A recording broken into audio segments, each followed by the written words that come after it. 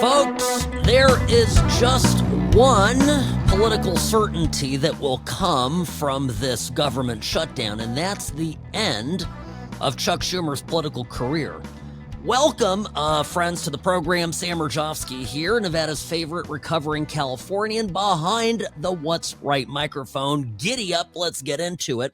Lots to cover today. Sam@whatsrightshow.com is my email if you've got questions, comments, and concerns. And I have to note, whatsrightshow.com went live today. We have a website, got my picture there, some basic information. We're going to build that site up quite a bit. Producer Robbie and I already in talks over what to do with it. And if you've got ideas, if there's things you'd like to have there, please, let us know. I'd love to hear from you. So just go check it out when you've got a minute. whatsrightshow.com. And of course, my email, sam@whatsrightshow.com. Okay.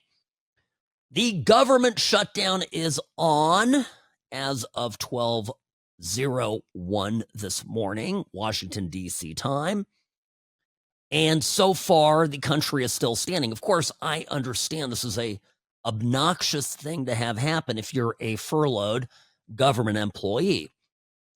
And there are people that are furloughed that don't get paid. That's one thing, and that's bad enough. And then there's people that have to work, like air traffic controllers. They still don't get paid, as I understand it here in this particular shutdown, won't get their paychecks, but they still have to show up to work.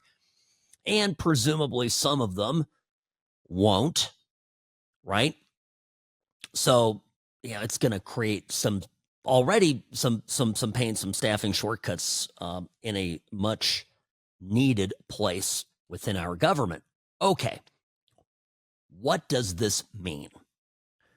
There, as best as I can tell, and I've analyzed this up and down, left and right, I don't think the Democrats have much to stand on. They can just say no. They've been offered a clean continuing resolution. They've been offered a clean CR again and again by the House Republicans. And the Republicans, that's the bill. The House Republicans' position is very clear. Mike Johnson says, we'll push the ball down the road. We'll, buy us 6 months, and we're going to work out the budget. I think they even offered to do a 7-week stopgap. 7 weeks. Just fund the government 7 weeks, and then we will see where we go. And in that period of time, they can work this out. Now, the Dems know that the stuff that they're trying to extract in concessions from the Republicans are sort of fundamental non-starters for any Republican that wants to see him or herself get reelected in November in 26. The mood of the country, even among some more conservative Democrats, is not with paying for health care for illegal immigrants. And that's part of the reason why you see messaging that is, well, I don't know, disjointed? Is that the word? I'm over here giggling because the Democrats can't decide on what their story is.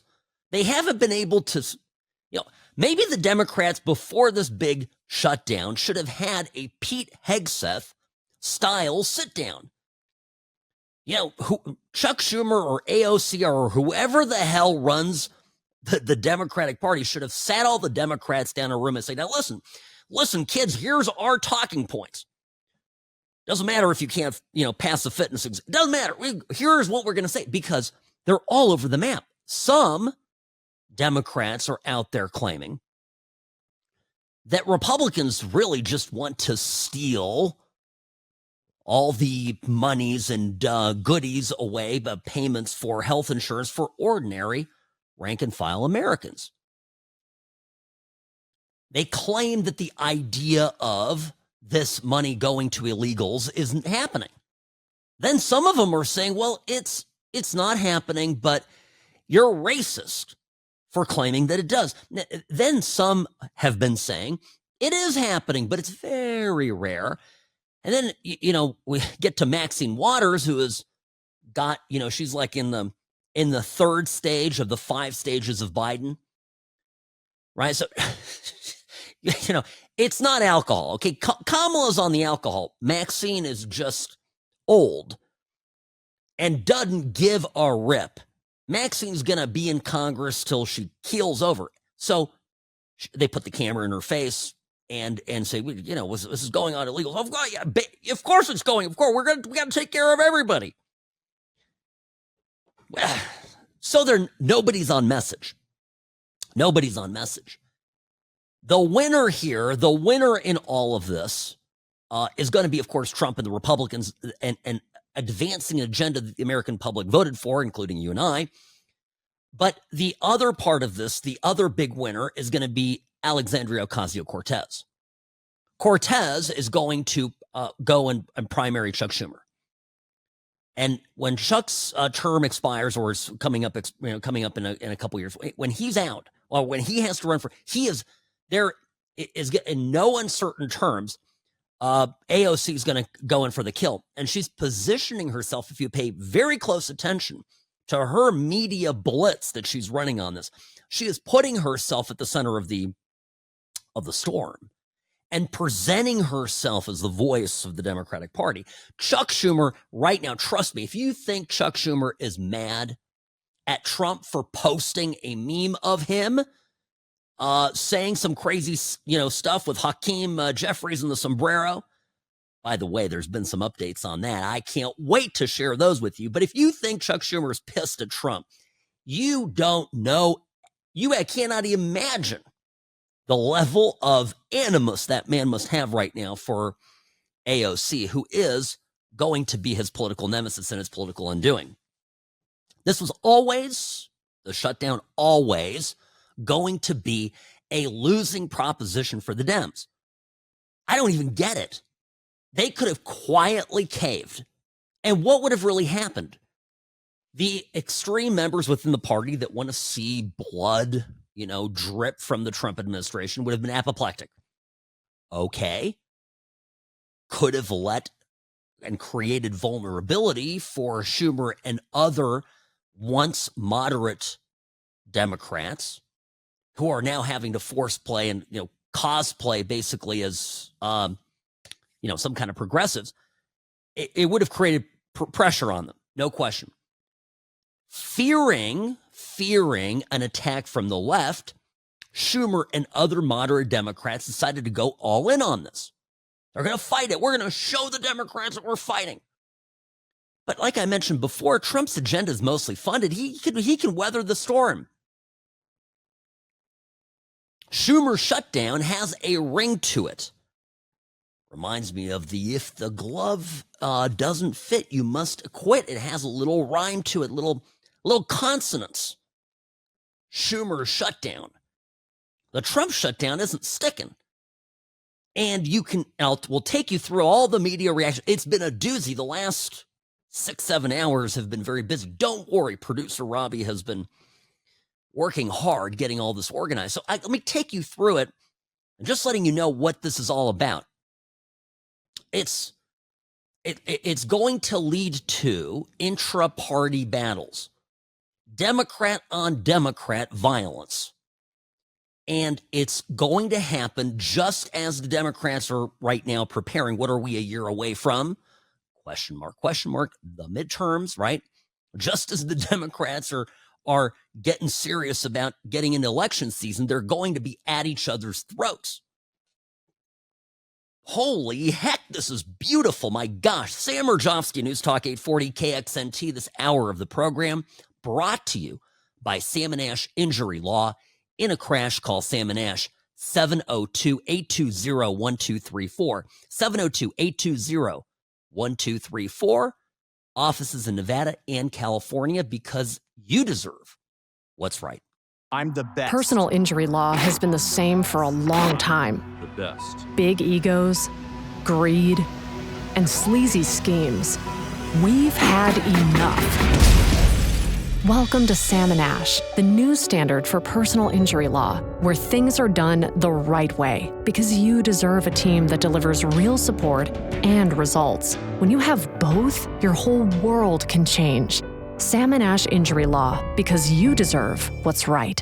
We got a call yesterday from a listener. She spoke to Oscar in the office, one of our friendly intake professionals here at Sam and Ash Injury Law.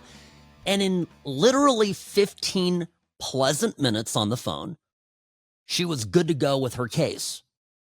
It was done.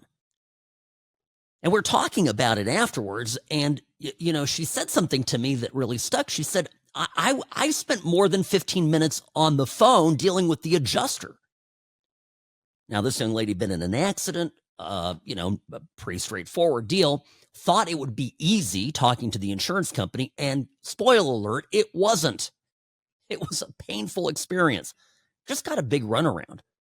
So anyway, 15-minute phone call. That's all it took. No money up front. Easy, easy, easy. And the most important thing, the team started working on her case right away and already had a letter out to the insurance company, was communicating on her behalf. No more wait time on the phone. No more phone calls. No more emails. No more paperwork. Done. The Sam and Ash team took it over. And that's what we do. We've been doing it for 6 years. Ash and I have a lot of experience, background. I worked at a big firm. We're doing things a little bit differently in a more human way where the client comes first. So Sam and Ash Injury Law, the only firm to trust with your injury case. Hire your lawyers today. And it's easy. It's quick. 702-820-1234.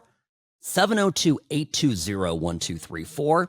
Offices in Nevada and California, because you deserve what's right. All right, folks, the shutdown in D.C., the government shutdown, is pretty straightforward. I know there's a lot of misinformation out there, a lot of confusion, frankly, even among elected Democrats who seem to be at odds with one another about how to describe this. Well, the point here is that the Republicans aren't going to pay any money toward Medicare, toward medical services, federal dollars to subsidize illegal immigrants. Just not going to do it. Now, I know some of you might be skeptical. You might say, well, I believe the Democratic talking points that there isn't money going to illegals. And, there are Democrats like Hakeem Jeffries who said that not one single undocumented immigrant is getting a dime in Medicaid money. This was back in May as this battle began looming on the horizon. Jeffries making this denial, which he's more or less stuck to. And under current law, undocumented immigrants are already ineligible for Medicaid, the ACA exchanges, and for SNAP benefits. Not a single undocumented immigrant in this country gets a dime in federal taxpayer dollars for any part of comprehensive Medicaid coverage. Not one. Okay, this is, by the way, a lie.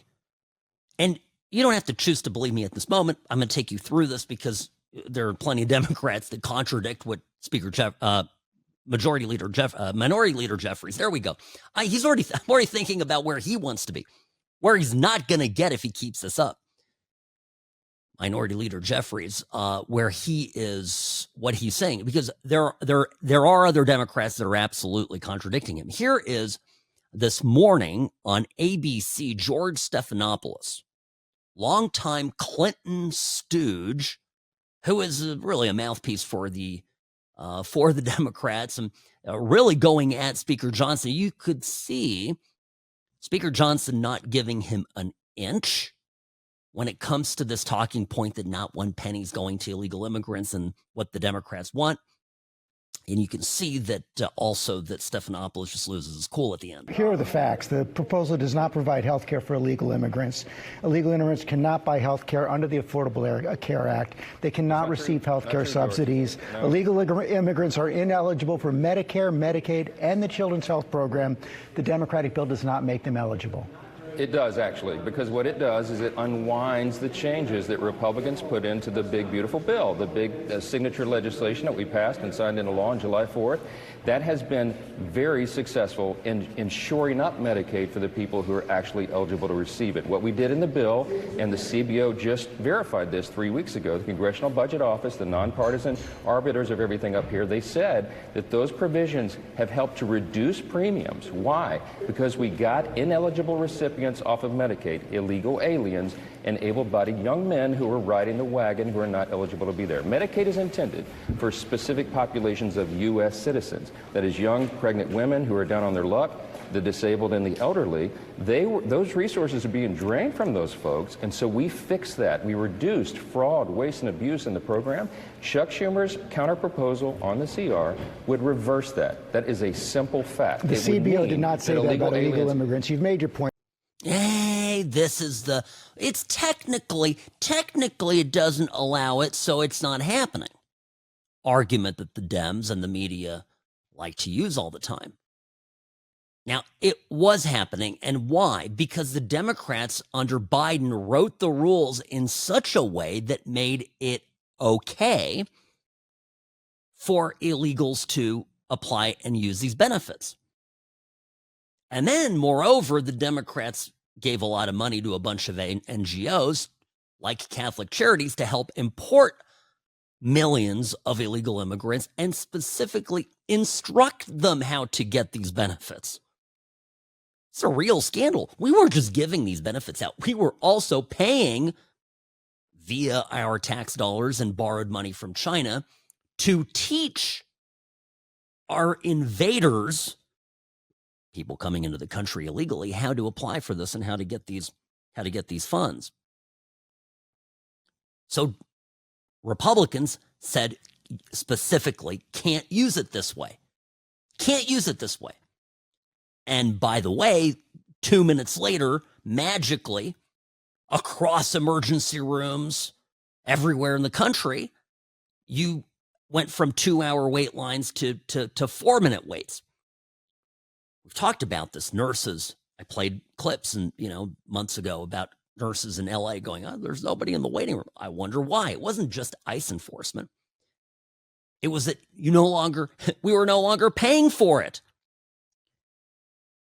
So this is it. Now, same day, U.S. Representative, Democrat from California, Ro Khanna, implies that about 5 to 10% of the budget would go to non-citizens. So again, don't take my word for it. Here's what Ro Khanna, member of Congress, part of the Democratic caucus, is saying about it.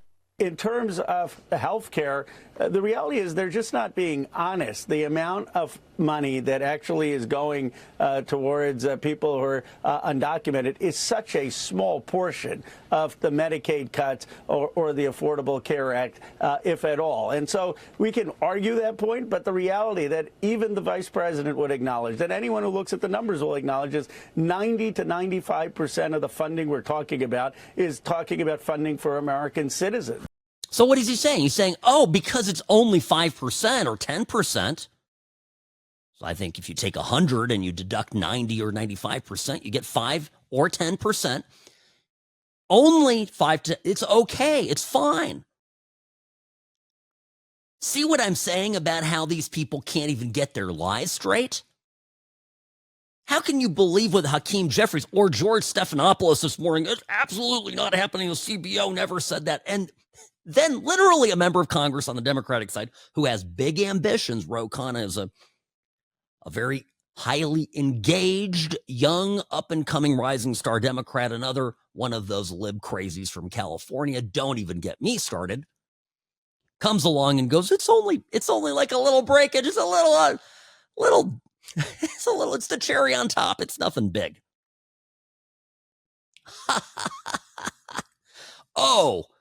Well, and then Maxine Waters closes the deal. Do Democrats want to prioritize the health care of illegal aliens over a government shutdown? Because if the government does shut down, Americans... Excuse me, stop it right there.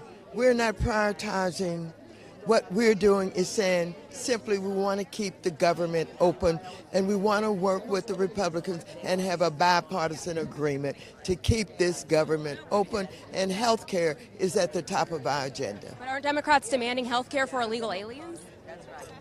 Democrats are demanding health care for everybody. Free health care for everybody. That's what we're doing. Everyone gets health care. Even the illegals. Maxine Waters hath spoken. Sam Mirejovsky back after this.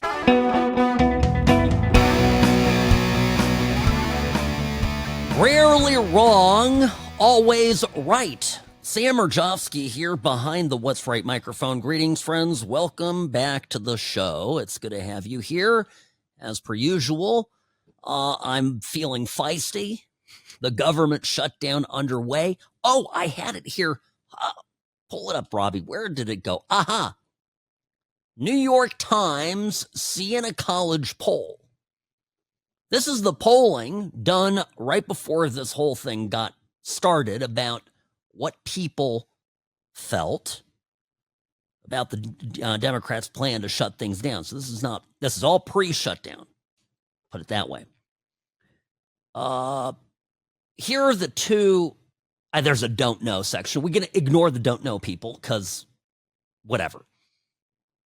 We have the Democrats should not shut down the government even if their demands are not met. Or the Democrats should shut down the government if their demands are not met.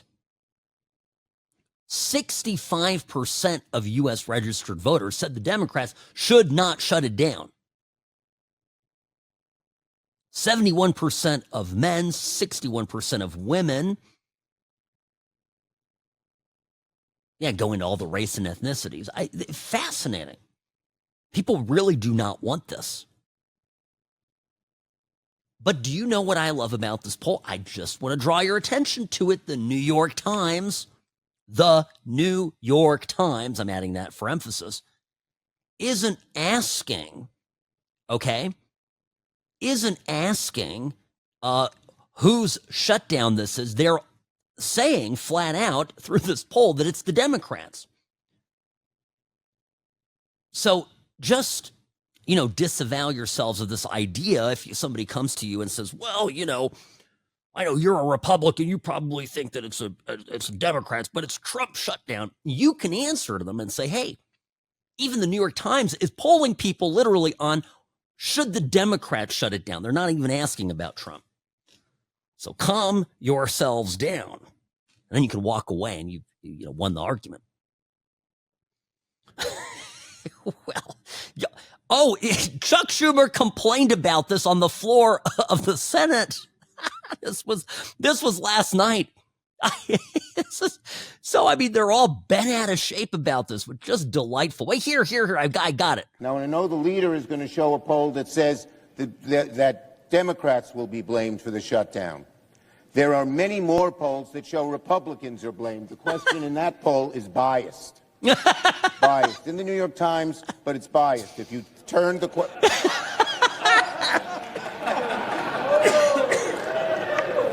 Oh, I'm dying. I almost coughed up a lung. You think the senators can't keep it locked up at that point? Well, it's biased. I know it's the New York Times, and everybody loses it. Friends, this is so good. So good. Can I tell you another thing? Have you seen the stories that are coming out everywhere across blue states, California, of course, Chicago, New York? They're giving illegal immigrants driver's licenses, and they're actually putting on some of them no name given. Under Operation Guardian, the Oklahoma Highway Patrol, in cooperation with ICE, encountered numerous commercial truck drivers. These are people operating big rig trucks. Any car can kill you in an accident. Trust me, I know. I do it my job every day, unfortunately. See some real tragedies. The trucks are particularly dangerous. They're heavy, they're big, and they'll absolutely obliterate anything that's in their path.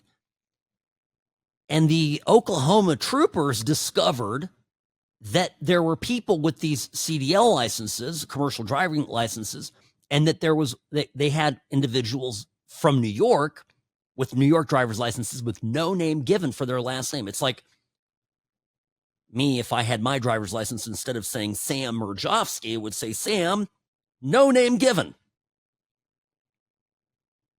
Now, does the law in New York allow no name given to be put on a driver's license? Hell no. But it happens because it's not specifically disallowed. This is the game the Democrats play. Oh, the law doesn't say we can do that. The law doesn't say you can't do it either. Your law in New York. And the feds, under Donaldus Maximus and the great Trump administration 2.0, ought to come after these states. Something fierce. They had to lock up everyone who participated in this. This is a crime against public safety. No name given. You don't even know who the commercial driver is that's barreling in a giant, big rig truck. Those two Indian dudes, who were making a little U-turn, illegal U-turn, and wiped out a whole family. That was one case that got attention. This happens every day.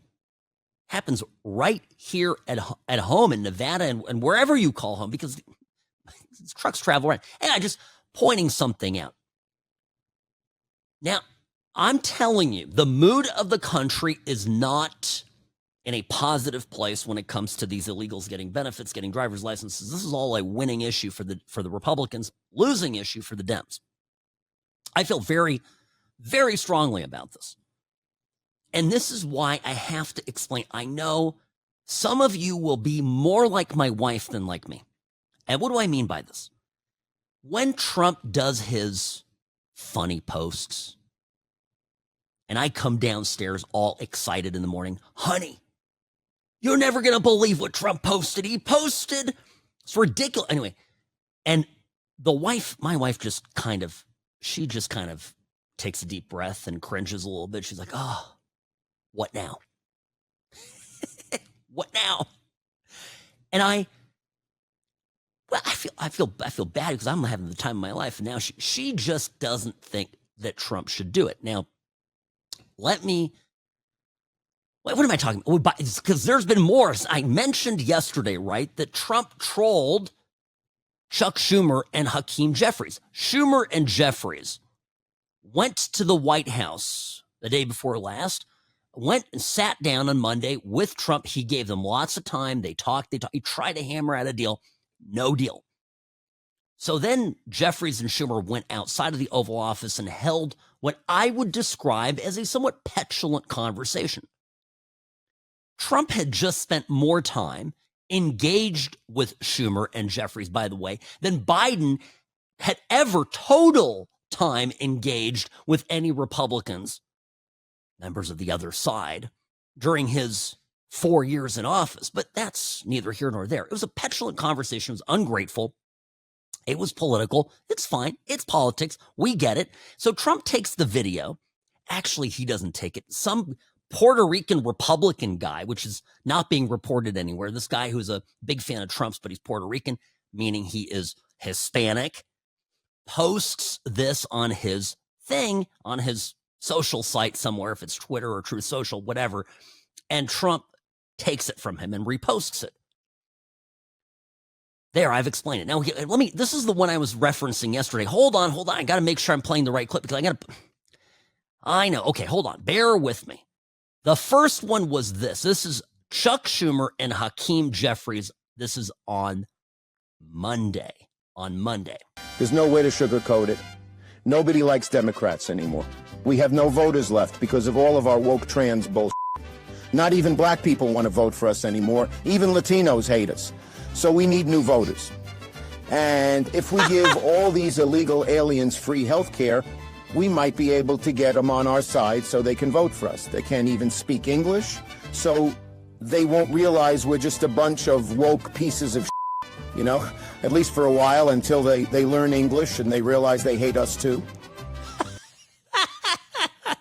Of course, this is AI, quote unquote, deep fake. Everybody knows it is, but it kind of sounds like Chuck Schumer, and it's him. And then Jeffries is standing next to him. You, of course, can hear the music. He's standing next to him. He's got the big mustache and wearing a sombrero. And just for the people in the back, it's not real. And we all know it's not real. But the reason I had a discussion about this with my wife is I said, this is really good. It's framing the issue around illegal immigrants. Now, everybody is seeing this meme, this little funny video, and everybody's seeing it, and they're forced to think about, oh, yes, the Democrats are shutting it down because they want free stuff for the illegals. It's absolutely brilliant. What was the Democrats' answer to this? If I was advising them, thank goodness they didn't call me and didn't pay me a lot of money. Even then, I wouldn't have helped them. But thank goodness, right? I didn't do any of that. Because if I gave them real advice, I would say just ignore it. Let it go. But Hakeem Jeffries is a low IQ twit. So he goes on MSNBC and just gets a bad case of the vapors. It is absolutely disgusting in every way. Could you give us your reaction to that Trump posted video tonight? It's a disgusting video, and we're going to continue to make clear bigotry will get you nowhere. We are fighting to protect the health care of the American people in the face of an unprecedented Republican assault. So, there it is. It's racist. It's disgusting. Lawrence O'Donnell, of course, aiding this along, because that's what MSNBC does. They tee it up for the Dems. Okay. You should have left it alone. Trump then, hours later, reposts a meme of this very interview. And it's got, well, here, let me play it first. It's a disgusting video, and we're going to continue to make clear bigotry will get you nowhere. We are fighting to protect the health care of the American people in the face of an unprecedented Republican assault. I can't. Hakeem Jeffries, we're going to continue fighting for the health care of America. And right when he says that, down drops the sombrero on his head. Up comes the mustache. He's got the big mustache. And then a 4-piece mariachi band consisting of 4 Trumps. It's all the same Trump, blue suit, white shirt, red tie, but he's, playing the trumpet and strumming the guitar or whatever. 4 Trumps in the background playing the mariachi music. I sent it to Robbie just right when I saw this last night, and I think I almost killed him. It's funny. It actually got funnier. And I always talk about one day the dust will settle and people will look at the Trump era dispassionately. And I talk about the things that the historians, if they're objective, what they will write. And one of the things that they will absolutely write about Trump is he got Republicans to a place to stop apologizing all the time. He put the thing, it's funny, it's humor, people laughed. They wanted to shame him into taking it down or apologize, whatever, and he doubled down on it. And now it's the Democrats that look like fools. Brilliant. Sam Mirejovsky, News Talk 840 KXNT, the What's Right Show, brought to you by Sam & Ash Injury Law. I'll be back in a moment. Don't go anywhere.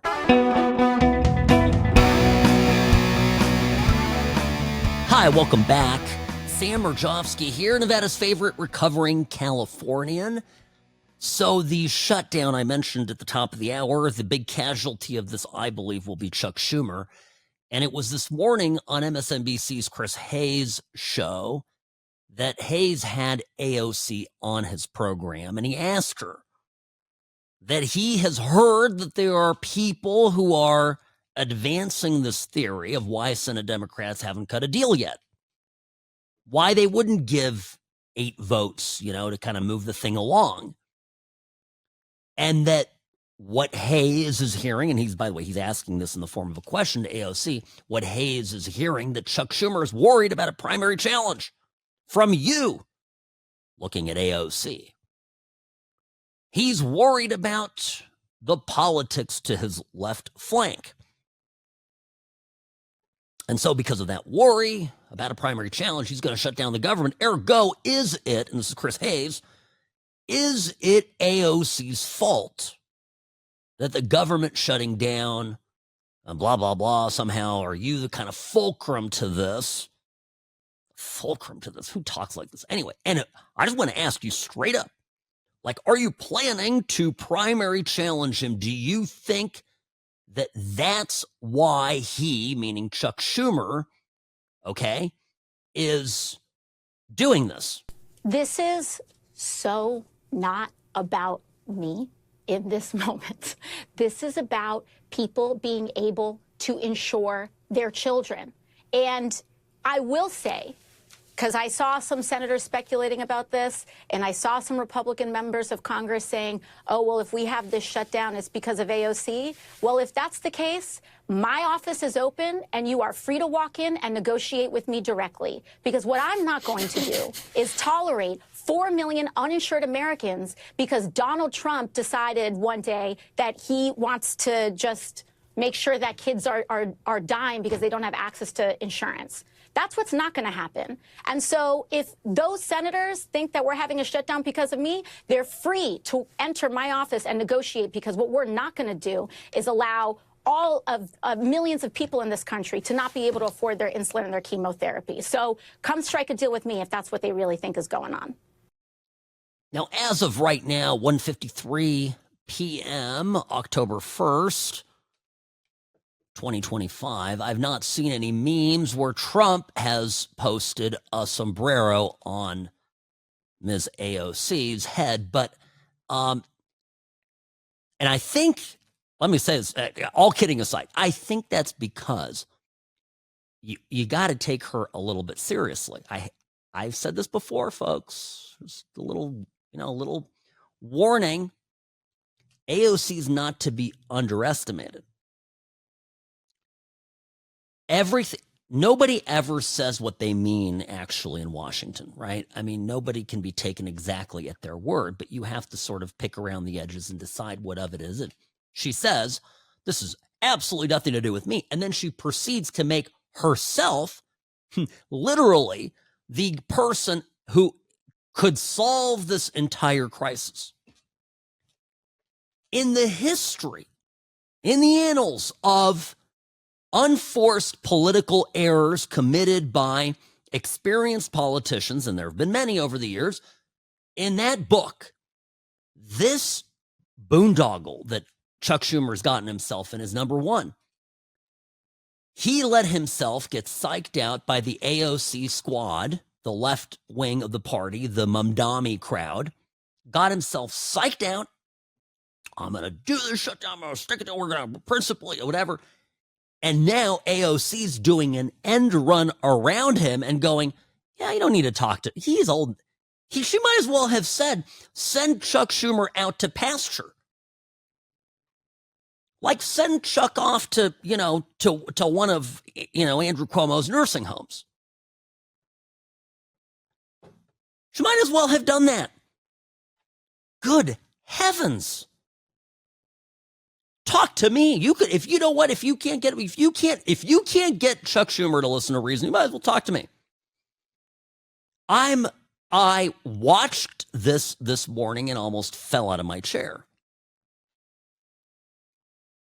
Remember at the beginning of the hour, I told you that any animus that Chuck Schumer may have for Trump or any member of the Republican Party at this point pales in comparison to how he feels, the rage that he feels right now, tonight, toward AOC.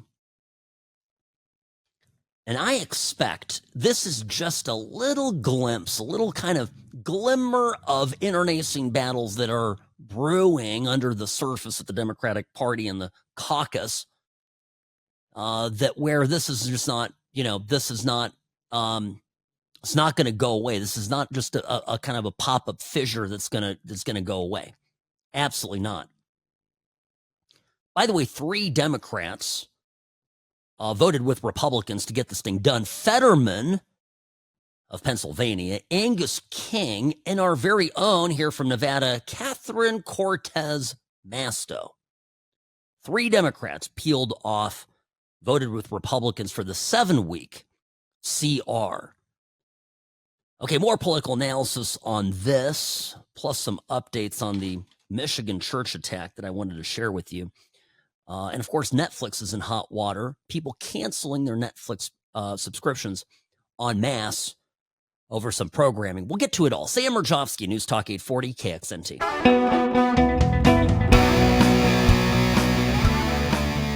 Taking my last sip of Kofif here before I get on air. Sam Mirejovsky, News Talk 840 KXNT. Well caffeinated, well rested, and well prepared. I found those are the 3 W's to a good and successful show. Welcome, by the way, Sam Mirejovsky behind the What's Right microphone. Greetings, friends. The What's Right show brought to you by Sam & Ash Injury Law. 15 minutes or less to get your case started. It's easy. Some people want to come in. They want to have a chat. Happy to do that. But if you're busy and you want to get the insurance company off your mind and just have somebody else handle it, that's what Sam & Ash Injury Law does. It's exactly what we do. 702-820-1234, because you deserve what's right.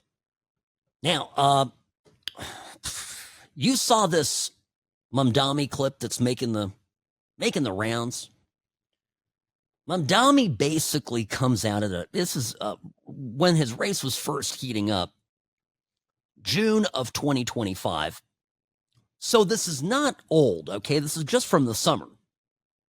He basically says in this clip that violence is an artificial construct.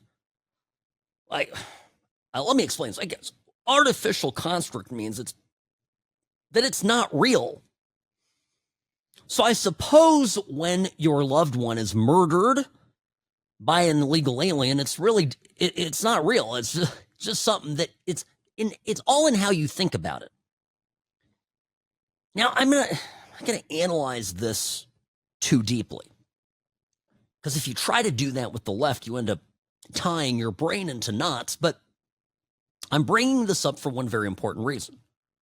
And it's not to talk about New York. It's not to get too deep into this Mamdani race. Although, yes, the race in New York City, this mayor's race, is fascinating because we still have a Republican in the race, Curtis Sliwa. He doesn't have a snowball's chance in heck to win. And so the big 2 heavyweights in the race are Democrats.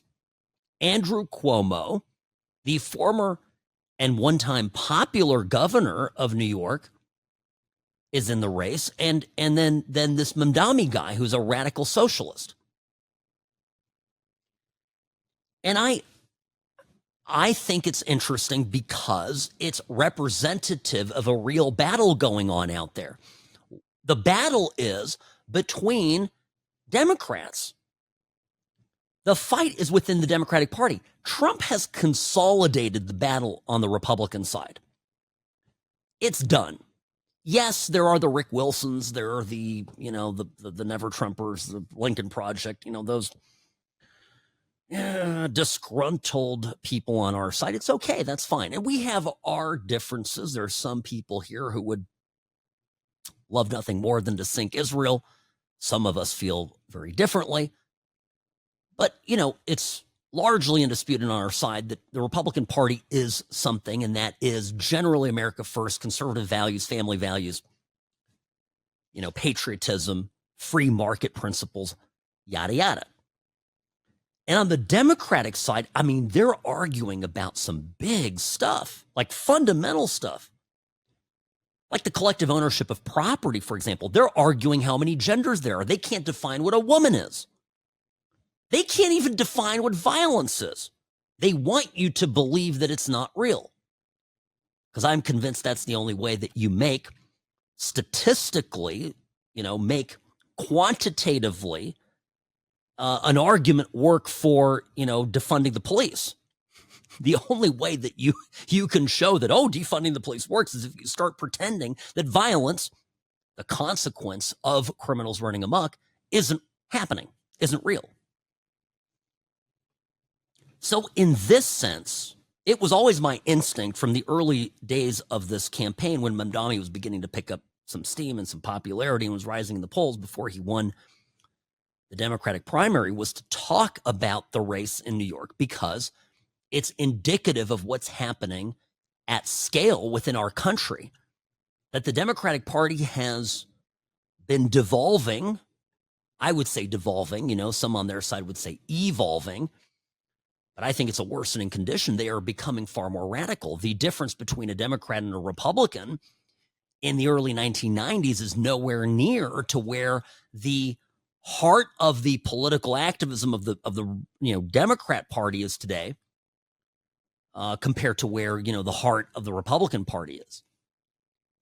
Every time, we've covered this a lot, every time that the left points their finger at us and calls us extremists, well, they do more than that, right? They call us fascists. They call us Nazis. They call us these names for a reason. I talked about this extensively yesterday, but every time they do this, it's really projection because it's they themselves that are wrestling with the extremes that their party is starting to sink to. Imagine for a minute that you are, and I know many of you are listening in the audience, and I'm so grateful to have you here, and you don't always have to agree with me. I love hearing from you. Love the emails. sam@whatsrightshow.com, by the way. Love hearing your stories. I know many of you voted for Clinton. I mean, how can you turn around now and look at a guy like Mamdani or look at, AOC's one thing, actually. I would, say she's not even the worst of the bunch. But look at Ilhan Omar. Look at the rest of the squad, Rashida Tlaib, Jasmine Crockett, goofball down there from Texas, and go, you know what, that's my party. These people are anti-capitalism. Like, in a legitimate way, they are into confiscatory fiscal policies. They also are enormous advocates for this politics of gender ideology, which is just nuts. Many people I know on the Democratic side were early champions of gay rights. And I'm, I'll be honest with you. I was always, kind of thought to myself, because I have a libertarian bent to my thinking, meaning I'm a lit and let live guy. I always looked at gay rights and, okay, you know what, whatever two people do, fine. Adults, they want to do whatever, let them do it. I always insisted that if they wanted gay marriage, they also needed to have gay divorce. That's the only way it's fair. So now those were my conditions. But I was a Republican that was for gay marriage. So these old Democrats that supported this stuff, okay, now all of a sudden, in order to be a good Democrat, you not only have to get on board, obviously, with gay marriage, but now you have to accept the fact that 10, 11, and 12-year-olds are being mutilated and at scale, en masse.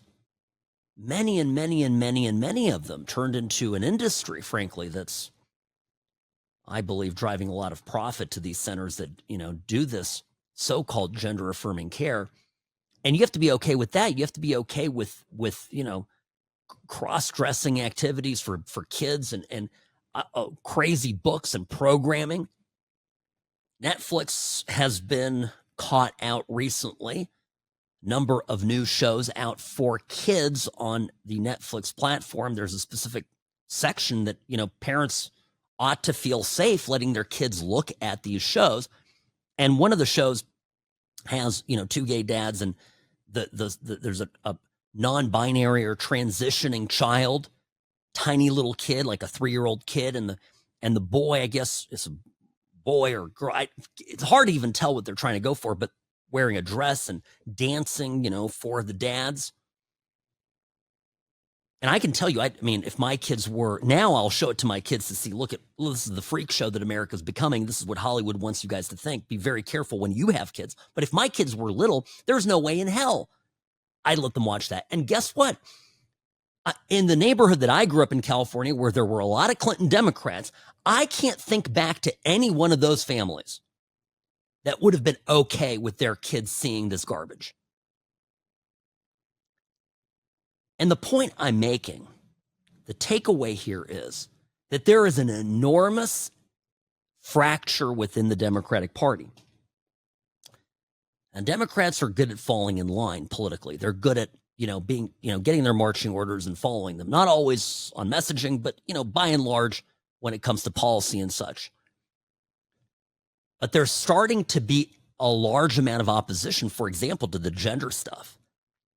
And you're seeing, feminists, liberal feminists that are up in arms about the idea that a man can just decide one day that he's a woman, and so he gets to go into the changing rooms at a public, pool and go and stand there naked in front of women in their space, right? This has been the consequence of this radical ideology that the Democratic Party has pushed, that has become a core principle of its platform. And this is not me saying it. This is, if you go back to the summer and you go back to the Democratic convention in August, this is exactly the stuff that they were pushing. They made it these are positions that were adopted as recently as this last general election. And I think we're on the cusp of people rejecting this big time, and a real crisis happening within the party. And so everything's up for grabs. The predicted future of a few months ago, you look, just wait, Democrats are going to sweep Congress in 26, and Trump's going to be gone, and nobody's going to be there to pick it up, and it's going to be a giant Republican battle and people going at each other. It's all going to come apart, and I don't know if that's exactly right, because there's far more chaos on the other side than I think we even realize. So let's take a quick break. Sam Mirejovsky, News Talk 840 KXNT, the What's Right show, brought to you by Sam and Ash. Injury law in a crash. Call Sam and Ash. 15 minutes. Quick call. Get everything started. Get you on the road to better. 702-820-1234, because you deserve what's right. The Sam and Ash team, they wanted me to have the best care. They had my interests at heart. I have an enormous amount of gratitude. I cannot say enough thank you.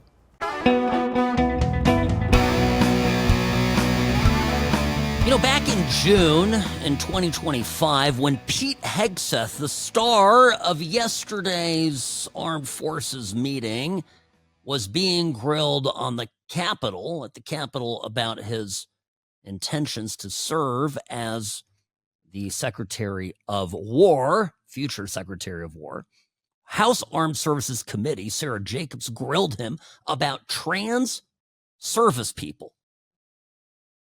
Sam Mirejovsky here, by the way, News Talk 840 KXNT. Welcome to the What's Right show. This was the exchange where we got a glimpse, this is a glimpse into a future, right, of how this is how it was going to be. Well, listen to this here real fast, because, Hegseth was unapologetic about, and by the way, this wasn't during his confirmation, Robbie. This came later. Right. Forgive me, friends. That is a mistake I made. This was in June. He was already confirmed, and he's getting grilled about policy by the War Department about about treating how to treat trans service people, which is, of course, that there's a mental condition and they need to be out of the forces. Listen. You are the one injecting culture wars into the military, and it's at the detriment of our military readiness and national security. Now, General Kane, I'd like to turn to you. So to be clear, these are men who think they're women. These are women. I'm happy to educate you on But these are men. on trans and so issues at another what we've time. identified is that there's mental health issues with that belief system. I'd like to turn that to General are Kane detrimental now. to readiness, and that's the determination that we've made and that we stand behind. Gender dysphoria. And so you don't. It's perfect. He wants to get brown meat. Now, I'm convinced, my friends, that you give this fact to, 100 Americans, 1,000 Americans, 1,000,000 Americans, most of them will go, yeah, a man is a man, a woman is a woman. I get it that people think there's something else.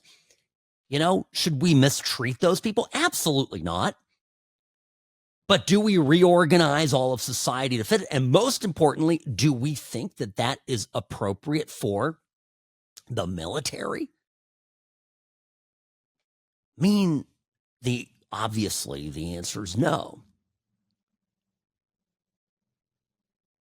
We should, Robbie, Robbie, you're asking about blind people? Yeah, we are very compassionate toward people who have disabilities.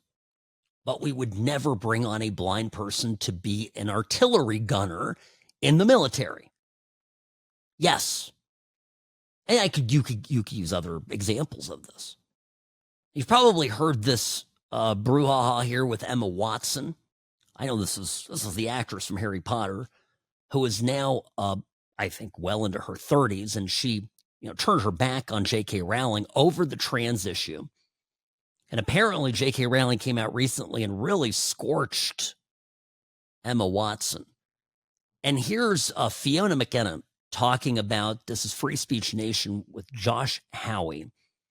And she's explaining how there's some positive signs now that basically Watson is coming out to apologize for her positions in a way. So listen to this. It's interesting. And I think there are some other positive signs, too, that things are shifting. When you see the media starting to say trans women are men, then I think we really are winning. But Emma Watson was careful, wasn't she, not to go too far. I think what she's going to find now is you can't sit on the fence. She was a real cheerleader for Mermaids, the charity, and for transitioning children and for people knowing who they are. There's also kind of there's that clip of her at the BAFTAs, and it was just kind of like a really snidey, there's that bit where she says, I'm here for all the witches, but one. Or what, yeah, it was just nasty. Yeah. Right when J.K. Rowling was getting a lot of rape threats, death threats. So whether she is trying to row back from that full-hearted support for transitioning children, or whether she's just trying to get back in with J.K. Rowling in the hope of work, who knows? Richard Dawkins is an interesting case because, I'm sure when he wrote The God Delusion, he thought that was quite out there. It turns out that saying men can't become women is even more out there, and who would have thought that? But he is someone whose career is so established that he's not at any risk. The real win is when ordinary people can say those things, and I don't think we're quite there yet. Now she's speaking as a Brit, I think, generally, but I think it's true for us here as well. And again, Trump has given us license to be unapologetic in our views. This is why people detest him on the other side.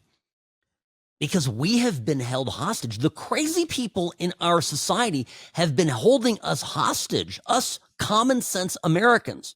And frankly, even common sense Democrats have been kidnapped, have been contained and confined and threatened by the lunatic left, who the proposition is very simple. You speak the truth, and if it doesn't fit in with what we believe, then we will punish you to the extreme. Charlie Kirk died for it. So I'm not exaggerating here. But the glimmer of hope here, how this is relevant to us politically, very simple, very straightforward. There are signs that the the grip that the extremists have is starting to fracture. Now, in the Democrats will always be the last people to the party. So the Democratic Party is going to, I think, hang on to this for a while longer. And the longer they hang on to it, the less politically relevant they'll be. So one thing for Zohran Mamdani to win New York City, I mean, hell, people there are nuts. Does that translate to an electoral strategy that takes the United States of America? No. But in the Dems' head, he's the latest, hottest thing. He's got the buzz around him. He went on The View today. I mean, he's got it made in the shade. And there's this inclination among political lemmings to go follow off a suicidal cliff the guy that is hot, the guy that has buzz. And meanwhile, in Realville, there's panic that maybe the crazy positions aren't as solid as they once thought they were. Be right back, folks. Don't go anywhere. More of the show up next.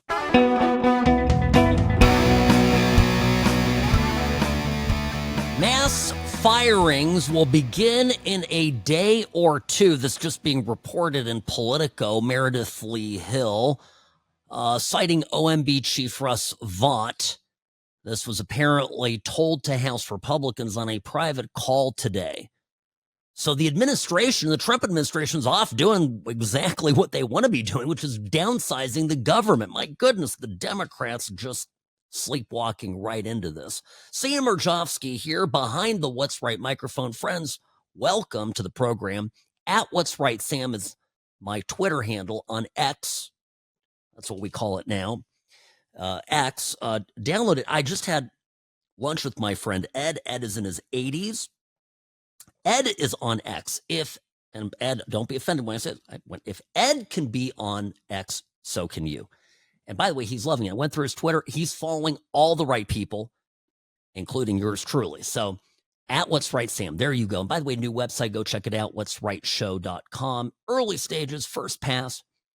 Send me your comments and concerns. Always good to hear from you. So this government's going to get trimmed down. That's going on. Meanwhile, the Democrats continue their sharp tack left. This is the clip I was referring to earlier. Mamdani, who's running for mayor of New York, he's leading in the polls. Andrew Cuomo trying to, maybe catch up to him. There is a Republican in the race who has no chance. And here's Mamdani talking about how violence is just a construct. It's just something that you make up, kind of like gender. Sex, it's just made up. It can be whatever you want it to be. Oftentimes, we've even found as legislators, when we go into these courts, the term violent crime is even used when people are stealing packages. Violent crime is even used when people are accused of burglary and there happens to be a housing unit in that same dwelling. So violence is an artificial construction. And we have to be very clear that what is happening here with these district attorneys, that is violence. That is violence at the highest degree. You know what I would really want to do, Robbie? I know that a lot of cities have, 65% voting Democrats, defund the police Democrats, maybe 35% people who don't think that way. East and West Berlin, they should just put up the barbed wire in the middle of the city and say, listen, if you want defund the police, if you want let out the gangsters, you want to do that, go do it on that side of the wall.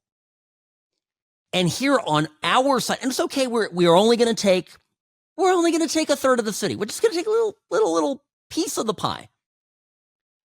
And you can take the fancy side of town. We will take whatever side of town you give us.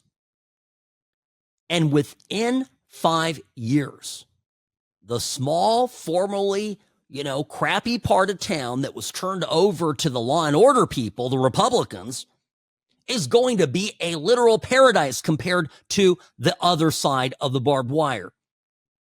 Yeah.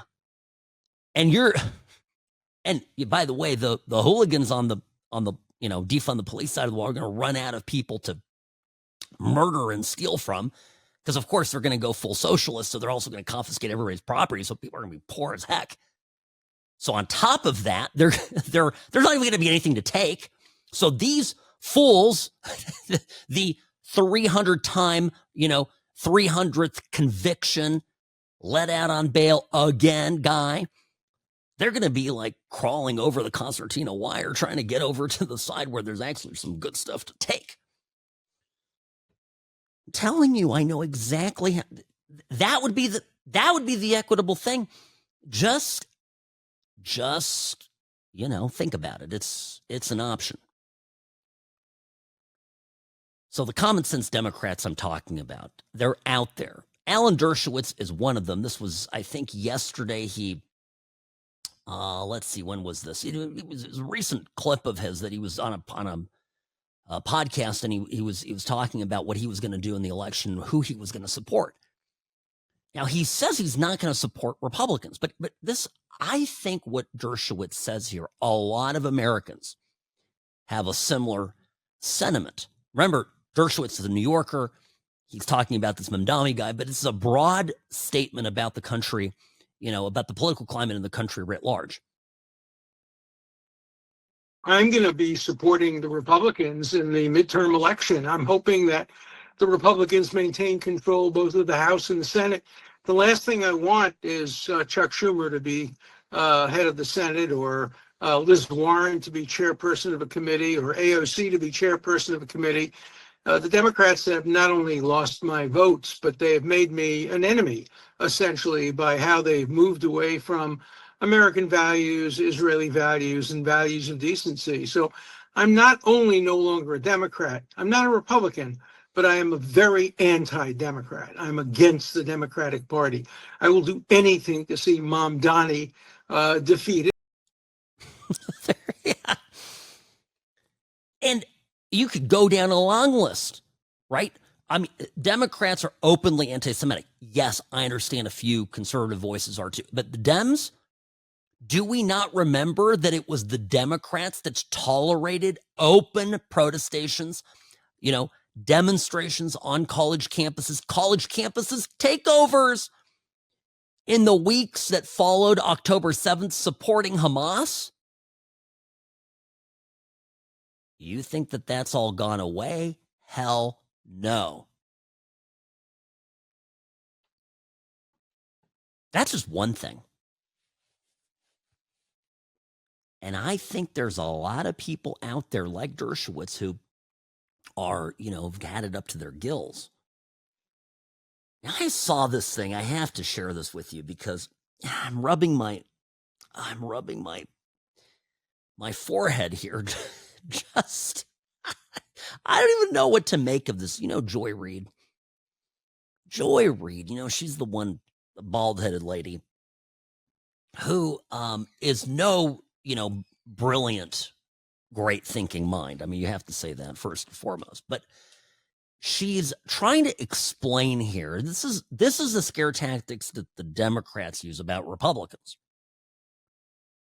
Alan Dershowitz explains, I'm anti-Democrat. Whatever that platform is over there, whatever that hate Israel, hate the Jews, hate Western civilization, neuter the kids, whatever that is over there, the socialism, I'm against that. So Joy Reid is actually the Democrats' position when they're talking about what Republicans are trying to do.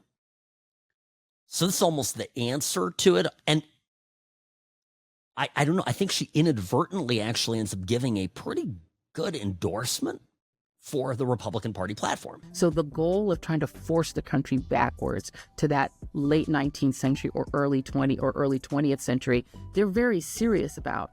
And one of the reasons they're so serious about it is that if you go back before the 20th century, there were no income taxes, there were no regulations on business.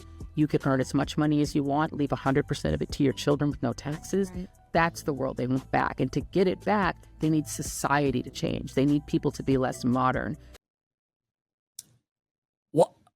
What?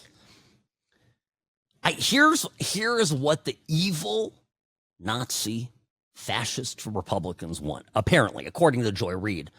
This is on BET Talks with the host Mirabel.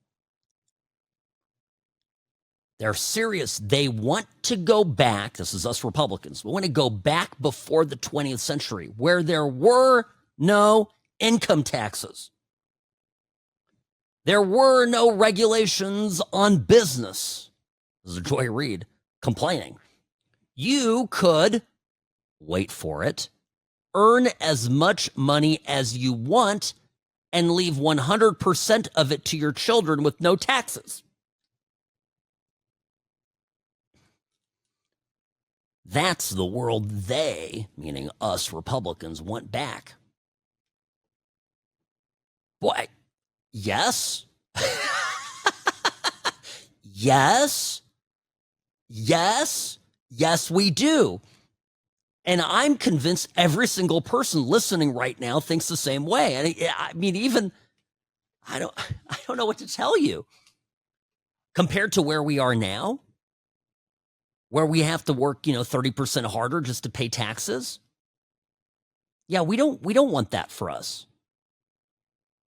So, the argumentation now, we have a very clear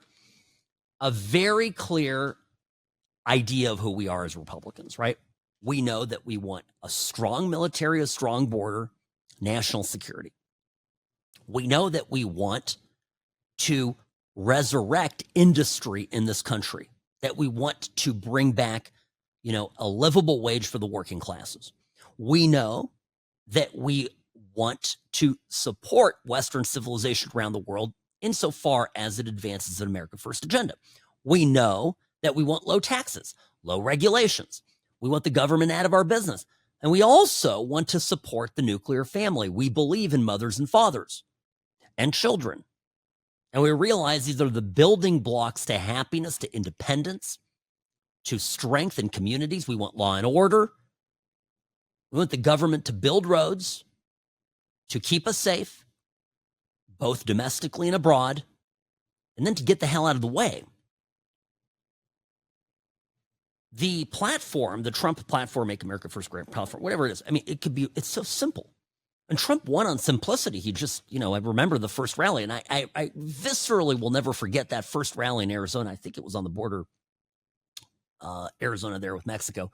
And Trump's first rally, and he just starts nailing out, this is my vision, this is what I'm doing. And I expected, I wasn't a close follower of, the Trump's TV stuff, and always thought of him as an interesting guy and a well-spoken guy, but kind of out there and gold toilets and all. And all of a sudden I'm hearing him, and he's delivering this absolutely clear and succinct program. And I go, it just went through me. I go, that guy's going to win it. He's going to win it. That is the winning platform. And whatever the Democrats are doing now is I believe this so strongly, folks. Whatever they're doing right now is not connecting with a majority of people. That even despite literally trying to throw Trump into prison and initiating two removal proceedings from him in his first term, everything that they did on Trump still got elected with more votes in 2024 than he got in 2016. Because it was, in the words of Alan Dershowitz, it wasn't so much pro-Trump, but it was anti whatever the F those crazies were doing over there. The best salesman for America First and Donald J. Trump was the 4 years with the auto pen. Sam Mirejovsky, News Talk 840, KXNT. This hour of the program brought to you by Sam & Ash Injury Law, because you deserve what's right.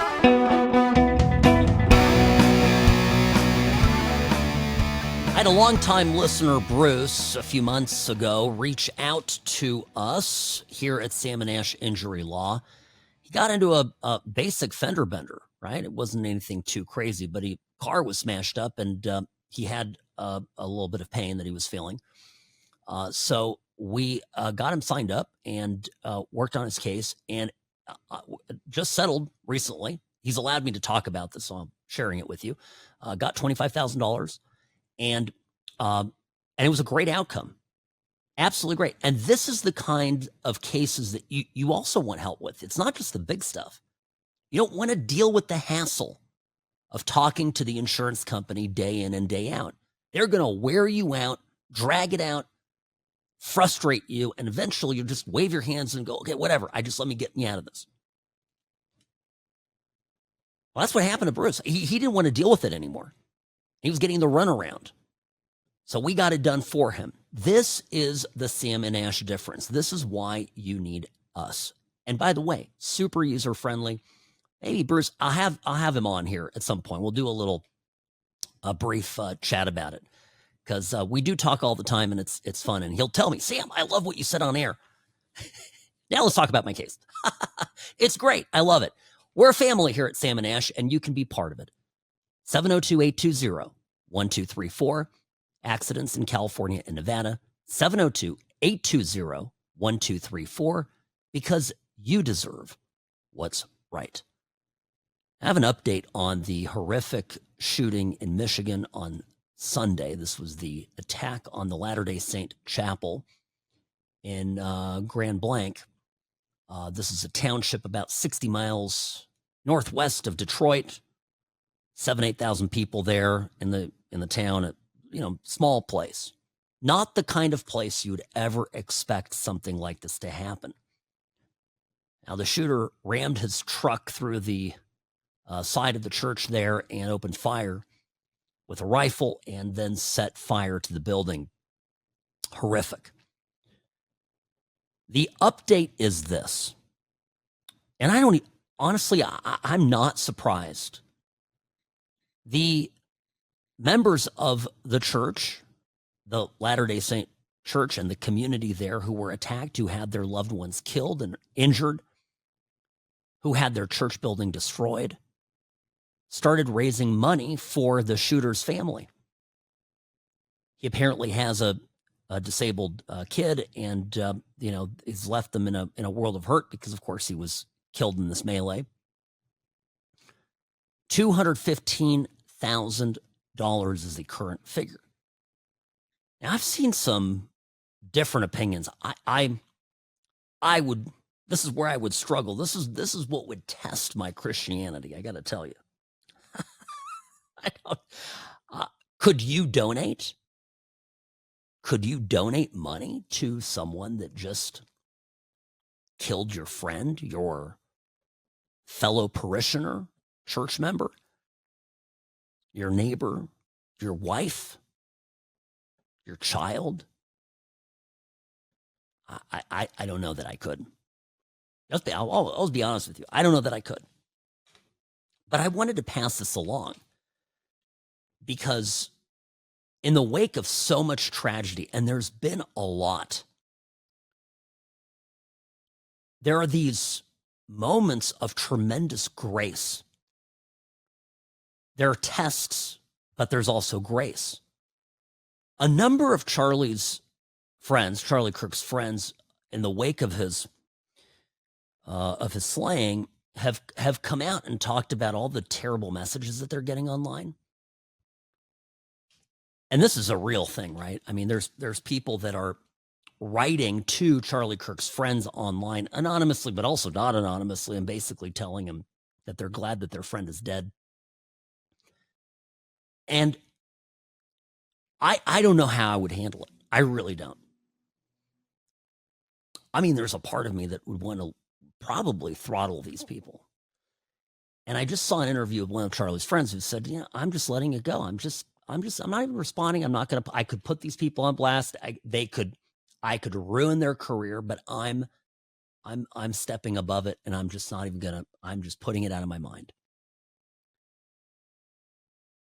And I'll tell you this, whatever your thoughts on this are, this is the thought that comes to my mind. Whatever your opinion is on this, whether it's, a good thing to forgive or to not, discernment and all that, for your personal mental well-being, forgiveness is very powerful.